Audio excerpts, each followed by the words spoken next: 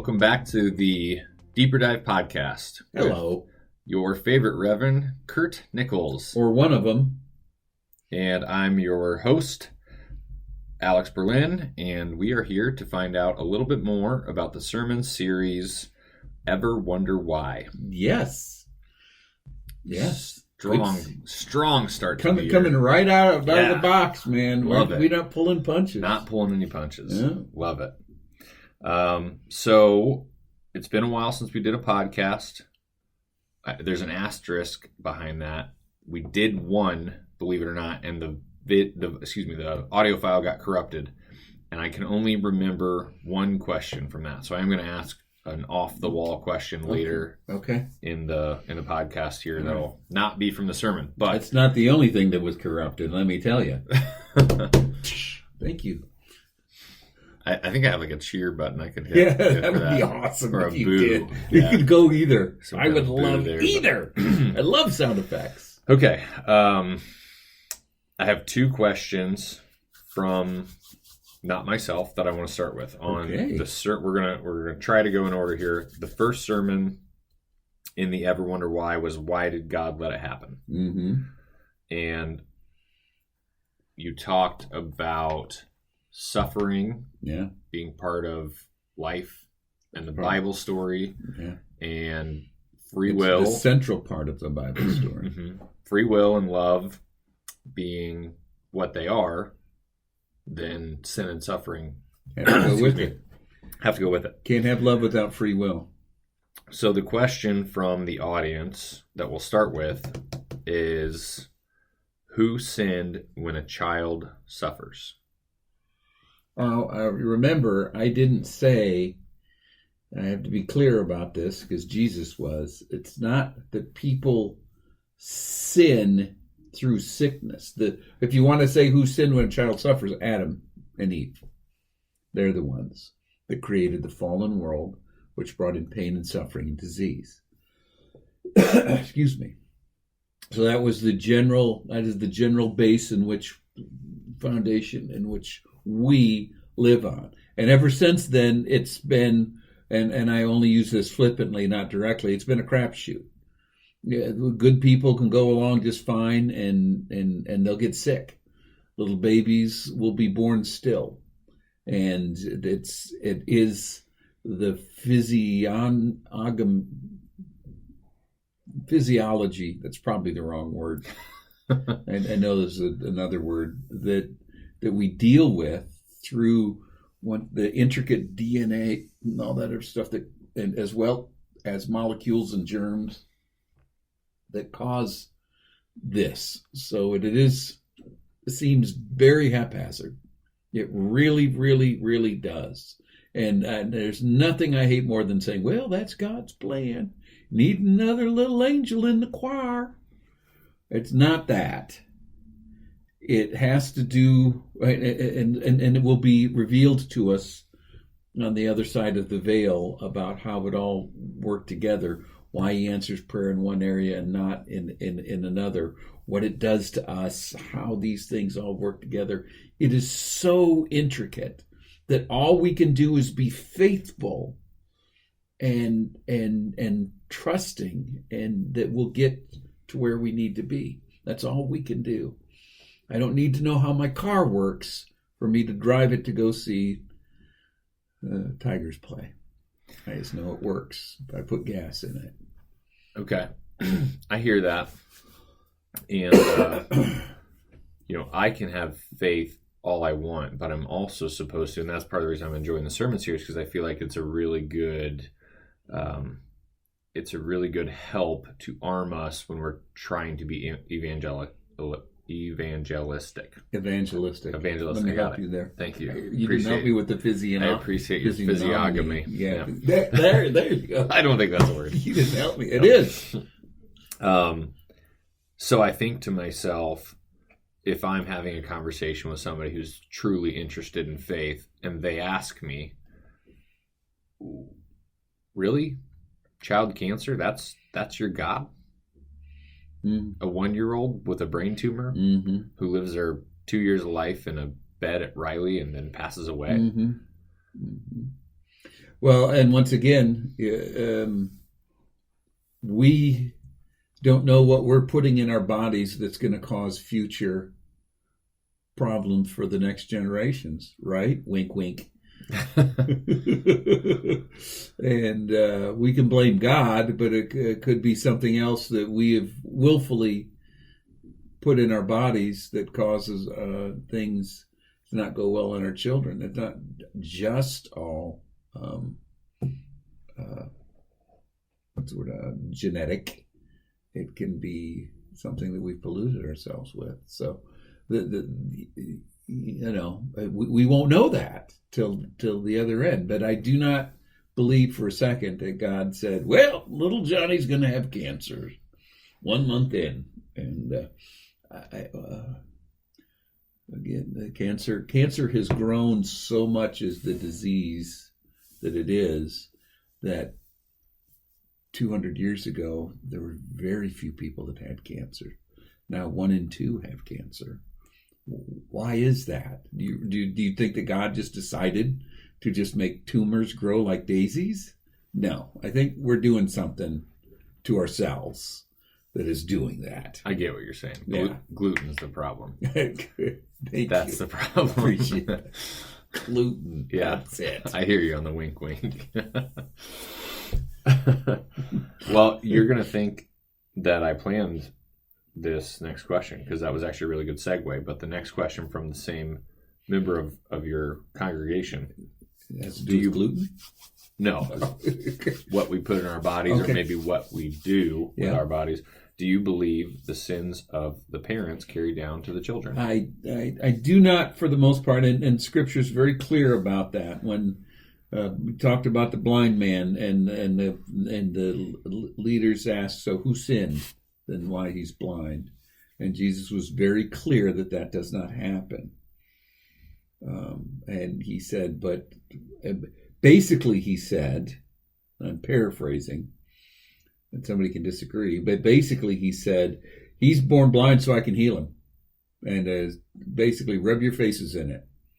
So it had nothing to do with him, had nothing to do with his parents or his grandparents, because that's not how God works. But he was born blind so he could stand here and I can go, you can see, and in your face, lawyers and priests, and embarrassed you again. So what it did. But the Old Testament has many stories of God saying, I'm going to bless your family for many generations, or I'm going to curse your family for many generations. And maybe not God said it all the time, but other people said it as well. And I still think, going back to the individual thing, you can be dealt a bad hand based on your family.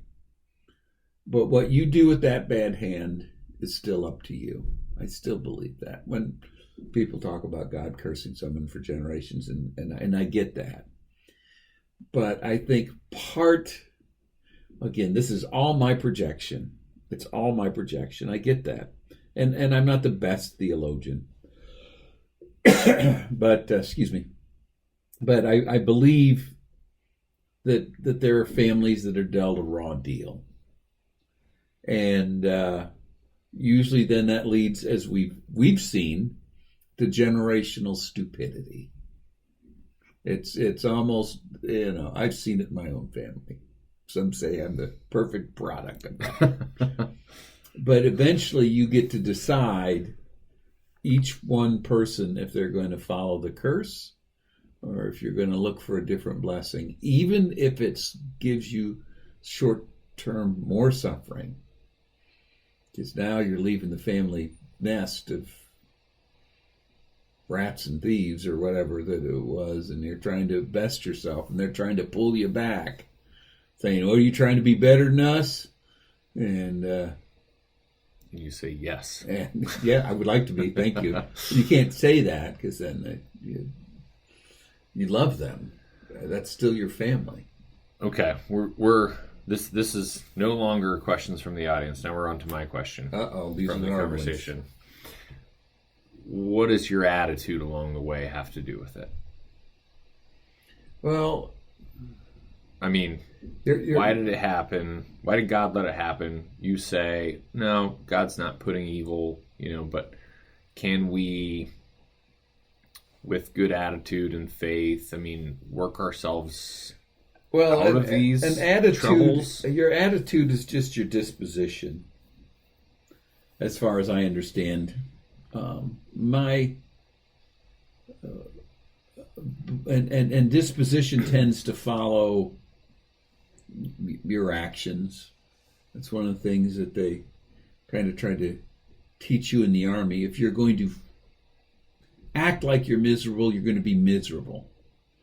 If you're going to act like the rain and snow isn't bothering you, if you say this is great, and they try to make you blow off bad circumstance, and you tend to respond better. And so I think that's in human nature. I think then they figured it out in that level. So certainly God has it figured out on an even higher level. And if you're resolute, even in the midst of the storm, you don't have to be singing zippity doo dah. But if you're resolute and say, "I'm going to get through this," I think that helps tremendously. I think that if you're crying, "Woe is me, why does this happen?" Because I've been because you see, it all kind of one hand washes the other there. So this is going to show my lack of Bible knowledge, but I do it every day. I need your biblical input on this. Why do we praise the patience of Job when you read that book and he is complaining and saying exactly what you just said? "Oh, woe is me. I wish I were dead. This is the worst. Why have you forsaken me?" And I'm those are good. Book of Job is one of my favorite books. I'm so glad that we're finally talking about. And it's also one of the oldest books written. I barely know how to read through Job. I definitely didn't know that it was one of the older books. One of the oldest ones, yeah. Okay. The things you learn on the Deeper Dive. Deeper Dive. Let me order my thoughts, since we've now gone from Jesus to Job. Of course, in the end, Jesus or God is saying, "Where were you when I did all that? How dare you question me for what has happened to you? How dare you?"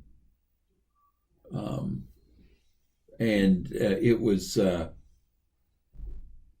was eye-opening, and it's one of my favorite parts in all the Bible, because what he's basically saying, I've got the world figured out down from the subatomic level to the quarks of the farthest stars in the galaxy that I all created. And you're questioning me on how it all comes together and saying I'm not doing it right. I think you need to check yourself. And that's basically what he's saying. In Job's complaining, it was mainly when his quote unquote, my fingers are in quoties, friends, that he really, they were saying, "Come on, just admit you were a screw up." And he said, "No, I'm not. I didn't do anything." So first he was just saying, I did everything I was supposed to do, which is the point of the suffering. When God said, "Job, you are going to look at my servant Job. He's great." Well, it's because he's got everything going for him. You took everything away from him and cursed you and spit. Job never cursed God. He did whine a bit because he cursed everything up. Yeah. Well, he had open sores that dogs were licking. That's kind of a rough thing. All of his family died. So you're allowed to complain. You are allowed to complain. But you've got to know that in the end, God's got it figured out, and he did figure it out for him. Now everyone goes into this long, and this could be a whole new. We could do a deeper dive on books of the Bible, and so I don't want to go get into the weeds too much. Everyone talks about how unjust God was to Job's family and how they did that, because they completely not noticed that, oh, by the way, they were, Job was great. His family wasn't so great. And we see that. And once again, getting back to, wait a minute, Job is a righteous guy who was upright, and his family's kind of bad. And they all died. And then God gave him a new family. And some people probably have that thought, wow, if I could just be like Job. But God's justice, and this is kind of what we've been talking about. God's justice is complete in himself, and he's got it. He's got it. It's our weakness that we're not sure about how it comes together. Even in what we see as a great injustice, but it's the story hasn't been finished yet. There's an old Chinese proverb about a farmer. Two farmers are talk about Job, and one's talking about his son, and I can't remember all of it, but so something good happens to his son, and then his neighbor says, well, that's wonderful, and then the first farmer says, maybe.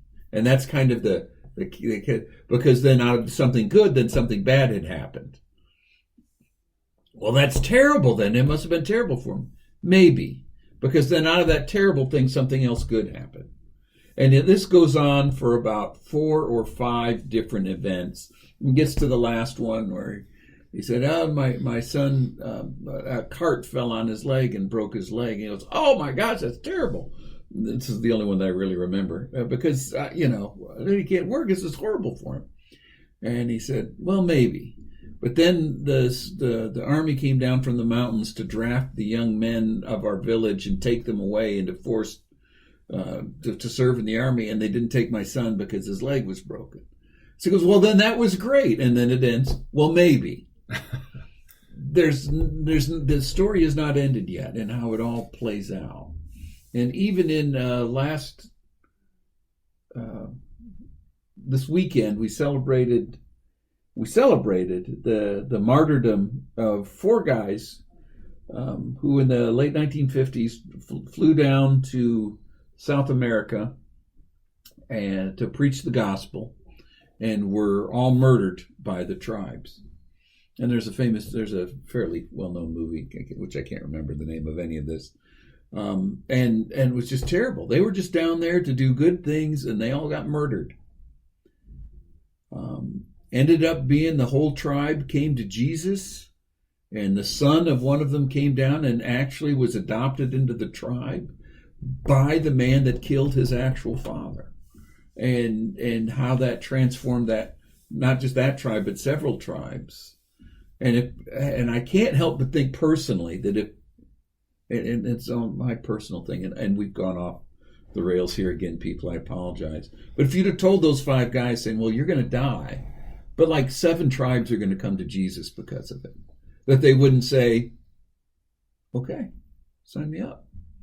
We're all going to die anyway, right? Only decide how that's going to come about. So now it was tough for the family and the whole night. It was tragedy, but their mission was accomplished, but not in their lifetime, the next generation. So in those hard times where you don't know the outcome of, God forbid, my child has gotten cancer. Yeah. I your sermon, the overall question I got from it was, how am I supposed to act? If I'm going to accept what you told us that Sunday as truth, then how am I supposed to act while suffering occurs as a Christian who wants to live his life so that other people will hopefully see the light of God? Can I act like Job and frankly complain up until the point where I say I'm out, or should I try to have it's just good to remember, and I've used this in sermons, and I apologize if I preached so many, I don't know what points. Corrie ten Boom was one of my heroes who hid Jews and then ended up in a concentration camp with her and her family. All her family died. She lost everything. One of the things that she always said is, hold on to the things of this world loosely. And that had a profound impact on me, understanding that everything that we have here, from our children to our wealth, to our health, to our relationships, all of those things could be gone in a blow. They just could be gone. And if we're holding on to them tight, it'll just be a lot harder. If you know it's in God's hands, then even in our pain, and pain is a real thing, even in our pain, we know there'll be triumph. Whether to, I know that as a parent.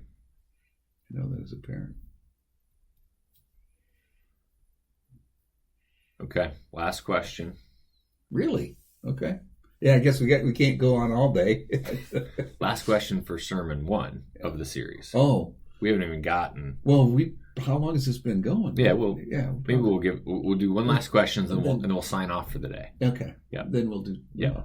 And then we'll come back later. We need to be on this more, and we will be, people. We're sorry. Okay. Last question. I've always struggled with this one, but it has so much to do with suffering that it rose to the top of my mind during the sermon. Jesus is on the cross, and you brought it up. He cries out, Eli. Elo, Elo. Yeah. Elo, Elohim. Why have you forsaken me? It is generally believed that, of course, he's human and God. He's human and God. And when he takes on all of our sins, God is not present in sin. So he takes on all of our sins, and it is believed by the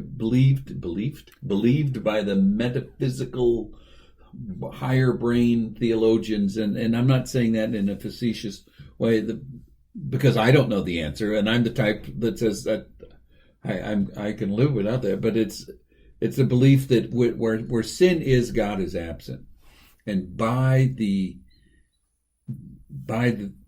him having the sins of the world placed on him, that God was absent in that moment, and so the humanness of him was crying out. So you think there was real pain there? Yes, I do. Because my question has always been, did you do this for show? Because there are several times where Jesus says, you heard that voice from heaven that was for you guys to hear, because I hear him all the time. Yeah. No, I absolutely believe that the suffering on the cross was real, because because Jesus was tempted like the rest of us, but part of that temptation comes in weakness, when we're weak because we're hurting. And some of that is the worst temptation. And so I believe that he was expressing in the midst of the worst temptation, where he could have made this all go away. He didn't. He stuck with it. And he's the second Adam. And he did it right. And by him doing it right, now we have a path in which we can go where we want to go, where before there was no path. And we were just here. You're right. We were here, and you lived and you died, and that's the way it was. And people said, well, what about Moses? Don't worry about them. All I know is heaven for you and me, for all the world. Because I ain't Moses. I'm Kurt. And I'm not parting any seas here. So I think that there was real pain and suffering that he put upon himself. And then he rose from the dead. Wow. Just as he said. Well, I really appreciate your input on that. That's something I've always struggled with. And yeah, there's a lot of questions. There are. And some of the answers are feeble. Some of them are strong. But if you remain faithful in the end, which is, spoiler alert, after we're dead, it will all be clear and you will be rewarded if you're faithful. Simple as that, but simple doesn't mean easy. Simple as, and difficult as that. Yep. There we go. From Jesus to Job and back to Jesus again. Well, I'm spent for the day. Phew! Those are all my questions for why did God let it happen. Thanks for listening in. Email me your questions if you have them, especially during these punchy sermon series at the beginning of the year when we're supposed to be chilling. Yes, we get to talk about hell next time. I'm so excited. Alexander M as in Michael.Berlin@gmail.com. And you can always hopefully grab me at church. I'm usually at the second service. Or you can send your questions to Taylor as well, and she'll get them to me. Yes. And then we will have your questions on the podcast, and you'll probably be famous and have to leave the church. Because you'll be hunted down by the... I will point you out every Sunday as the person who asks the question. Okay, thanks again for listening. Thank you for listening. Talk to you next time. God bless you. Bye.